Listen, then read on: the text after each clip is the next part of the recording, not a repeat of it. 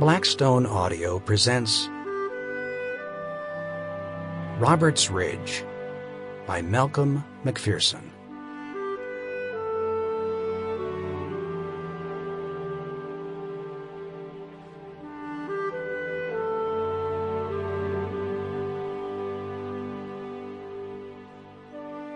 A note to the listener.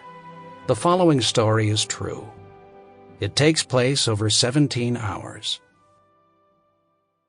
Prologue. Under a single light that hung on a cord from a low ceiling of cedar beams and hardened mud, the U.S. Navy SEAL, whom everyone called just Slab, was leaning on his arms over maps spread out on a table. A good-looking, slim, blonde-haired 33-year-old, whom strangers often mistook for the hockey legend Wayne Gretzky, Slab was planning how best his sniper reconnaissance team could help regular Army troops who were taking a shellacking from a large Al Qaeda and Taliban force.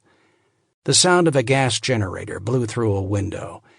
It was cold enough for Slab to see his breath in this room of a dilapidated mud fort near the Afghan provincial capital of Gardiz.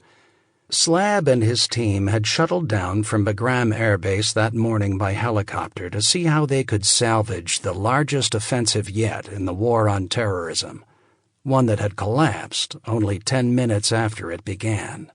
Making the debacle doubly painful, Army commanders had initiated Operation Anaconda, as it was called, presumably to recoup the opportunities that were squandered earlier at Tora Bora, where hundreds of Al Qaeda fighters, including Osama bin Laden and possibly his chief lieutenant Ayman al-Zawahiri, had all but waltzed across the border of Afghanistan into the sanctuaries of Pakistan's tribal areas. Many Chechens and Uzbeks among these hardened terrorists later had made their way south to this valley, called the Shah-Iko.